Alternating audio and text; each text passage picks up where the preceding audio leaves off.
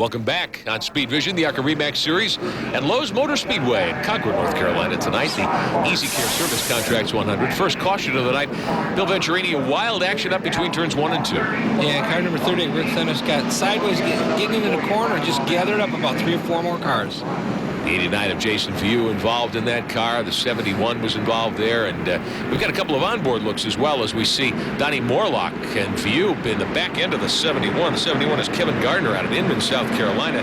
Few went high to try to get by him, just drilled the 71 there. And then he gets hit again, right? Yeah. Number 48 hits him down on the bottom. Donnie Morlock driving a repainted car, black livery on that car with the Amerosuites on the back fender and heavy contact. This is from the onboard view of Shelby Howard now. He drives into the smoke, doesn't know where he's going here. Watch in the upper right-hand corner. Bam! He hits the number 38 of Rick Dennis. An opportunity now to talk to ARCA champion Frank Kimmel on the radio. Frank, you've run several laps behind Kerry Earnhardt. Do you think you have anything for him tonight as this race unfolds? Well, we hope so later on, but the Advanced Auto Parts Sport Ford's running really good. And, driver made a few mistakes there at the start of the race, drove off on the apron, kind of got us behind. So Kerry's running great, but we'll have to see if we can stay with him. Now, the weather conditions couldn't be better here tonight, nice and comfortable. How's the track feel to you right now? Plenty of grip? It's really good. I actually broke the rear tires loose a little bit through 3 and 4 one time, and which was kind of uncharacteristic for Charlotte, but it's this is a great racetrack, a lot of fun here, and I think we're going to be fine. They got a lot of stage ride down here in 1 and 2, and we'll get that blowed off. We'll be okay. Well, Frank Kimmel, congratulations on what's been a great season for you. 10 wins and 22 starts, maybe win number 11 tonight, your second consecutive ARCA REMAX Series championship. Yeah, thanks a lot, guys. But it all goes down to the crew and all the guys working on what we're trying to do here. And just had a great effort all year, and really proud of this race team, and we'll see what we got for these guys later today. I bet you'll have something good for them. Frank Kimmel, he'll restart second here behind Kerry Earnhardt. So we get ready for that restart. Kimmel in that 46 car. Tried to make the Winston Cup field here on Sunday as well in a car that Larry Clement has fielded for him. Didn't have much success with that machine, though. Well, let me tell you, you can't come here to try and run a Winston Cup race without a full 100% effort. And when you're split between 2 garages, it's really almost impossible to do it. Well, Kimmel certainly trying to salvage something here this weekend. Up through the gears as the green flag reappears. It's Earnhardt. Kimmel, Chase Montgomery in the 6th car. He'd been running up in 3rd. He's fallen behind, Bill. Yeah, he didn't get a good restart right there. He went from 3rd.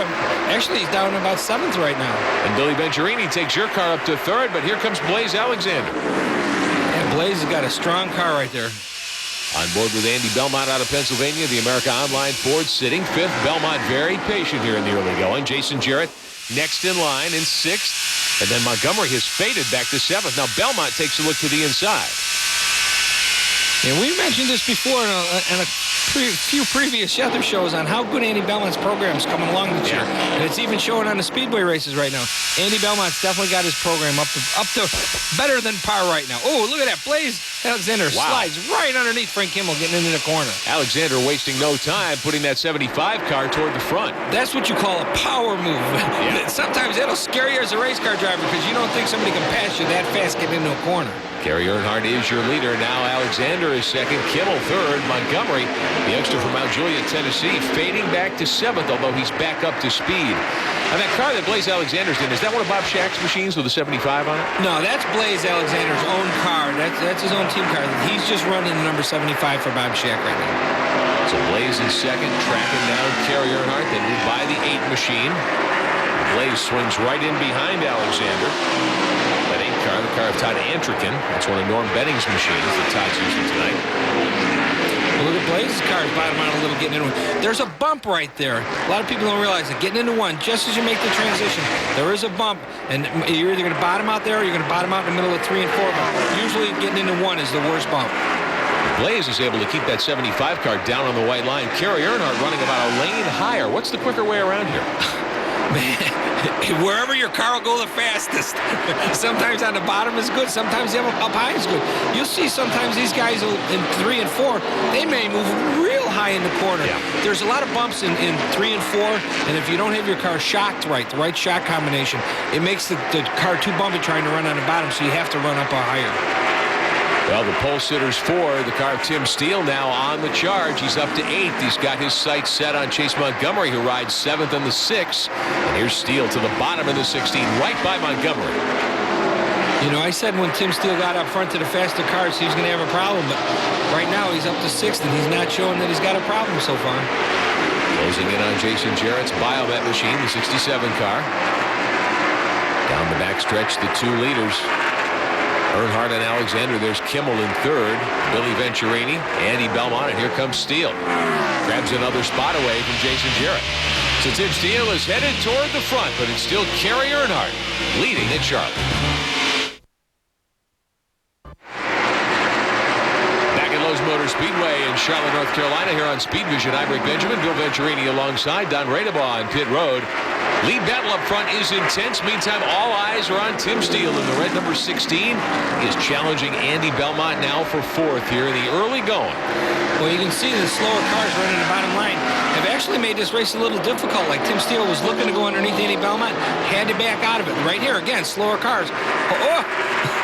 Blaze Alexander almost hit the number 2 car of Kerry Earnhardt. You see that? Just had to back out of it. Look at this. Slower cars definitely playing a role right now. Traffic is heavy tonight here at Lowe's Motor Speedway. Earnhardt in the 2 is your leader. Alexander in the 75 is second, lapping by a couple of machines here. And Kerry Earnhardt just sprints away. Yeah, that car that Blaze is going by, that's J.R. Robbs. He had to go to a backup car because he wrecked the car before qualifying. This is a challenging racetrack, no doubt about it. And as always, when ARCA comes to Charlotte, there are a handful of drivers who've never been here before. Did you see that? Did you see how close Frank Kimmel? Oh, yeah. Oh. Now I know why he's got that small steering wheel on the car, so he can see better to the inside. The big wheel would take a little of his vision away. Just teasing, of course, but we've been wondering about Frank and that tiny Formula One style steering wheel all season long. He's up to 3rd, and he's closing in on Alexander. Yeah, I wasn't sure if Alexander is actually slowing up or if Frank's actually catching the 2 front runners right now. It does look that way, but Kimmel has started to have the track and the car come to him just a little bit down the backstretch. We'll see if he gains any ground here on Blaze Alexander. Meantime, here is Steele. Billy Venturini hanging on to 4th. Steele rides 5th. Now, Bill, that 25 car, your machine, the proud to be an American Chevrolet. What kind of sponsorship package is that? Oh, nice move there. What did we do? Well, you know, everyone is wondering about how to help people in New York with the Relief Fund. What we did is we contacted a lot of our business associates and people we've done business with in the Concord area. Got, I think it was like 12 or 14 sponsors. We donated 50% of our sponsorship money to the local Red Cross. Great move indeed. Riding with Jason Jarrett, putting plenty of heat on Andy Belmont for a spot now. Look at that. Did you see that number 1 car wiggling as it's going down the back straightaway? If I was the guy behind him, I'd be, Jason Jarrett, I'd be a little concerned right now. And look at this. Blaze Alexander is tucked right back up on the Kerry Earnhardt's bumper. He is filling the 2 cars' mirrors. Alexander in the 75. Down the back straightaway. Here come the leaders. Tight formation. This is where they were a couple of laps ago before they encountered lap traffic. Kerry Earnhardt did a great job picking his way through those slower cars, I thought, before. Yeah, he got through traffic really good, and Blaze got hung up. Now they're going to be coming up on some more lap cars, and we'll see what happens again. Earnhardt in the deuce is your leader. He's been out front all the way, but Alexander has come to 2nd spot early, and he's been riding there. Hasn't been able to get up alongside Kerry Earnhardt. No, he looked to the inside and then realized he can't make the move because of the slower cars down on the bottom lane. So he's got to not only worry about trying to catch Kerry and pass him, it's you got to do it in the right time in the right place on the racetrack now. Leaders lapping by Mike Buckley's 28 car. Mike from Ann Arbor, Michigan. He's had some good short track runs lately, but at the speedways, not quite up to the pace of the lead cars. And here's Alexander now, taking a look through the tri-oval. Gets up alongside Kerry Earnhardt. He'll go by. Blaze goes by for the lead. I was going to say, man, does Blaze's car come off the corner off of number 4. Really good grip coming off of 4. Now, the pace these 2 are running, do you think they can make it without stopping, or will they need to come in for tires? That's the question that we ask ourselves every race here at Charlotte. If you run this fast, I think if we don't have another yellow, no, they may have to pit. That first yellow wasn't really long enough. You can't run 67 laps of green flag racing here without running out of fuel. You need about between 10 to 15 laps of yellow, somewhere in that area, maybe 10, and you can do it. We haven't had that yet, but if another yellow comes out, then you've got to make the choice.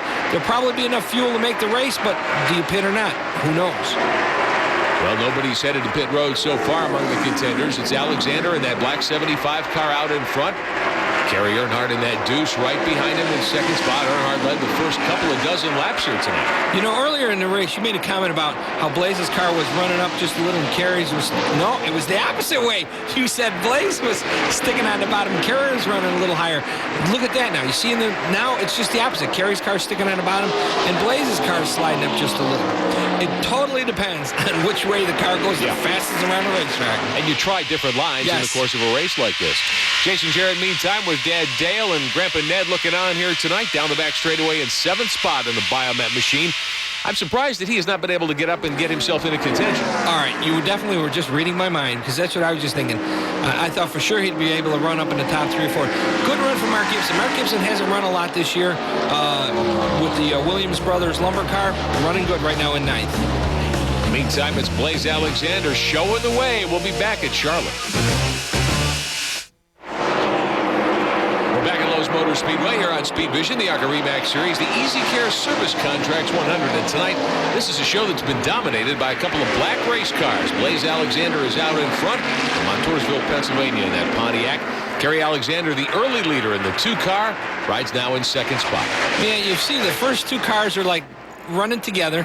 Then there's a little break. Then there's Frank Kimmel. Then you go back a little further, and then there's Tim Steele and Billy Venturini and Andy Belmont running. Yeah. They're like in their little group. And then you've got, then you got Jason Jarrett right behind him, and then Chase Montgomery and Mark Gibson. It's kind of weird. It's good that we've got racing all around the racetrack now, but they're in smaller groups. Yeah, the cars are pretty well sorted out. There's pretty much a long line of traffic. There's Belmont in the 1 car trying to stay in front of Jason Jarrett's 67. They've been running pretty much in that formation all night long. And they've given up a lot of track position now to the leaders as we climb on board with Belmont. Heading down the backstretch here at Charlotte. Yeah, I don't want to jinx this race, but this has been a pretty clean race. Yeah, sure has. A lot of times you come to Charlotte, especially with a full moon, like we say, and things get a little crazy here, but right now everything's pretty cool right now. Tim Steele running in 4th right now. Steele had come on fire from the back of the field after having to drop back there with the engine change. He qualified quickest by a lot here this weekend. He's gotten from, 37th up to 4th spot, but he really hasn't been able to make a whole lot more progress as he comes up on Ron Cox, who's running 12th to put Cox a lap down. Shelby Howard is next in line in that Lucas Oil Chevrolet.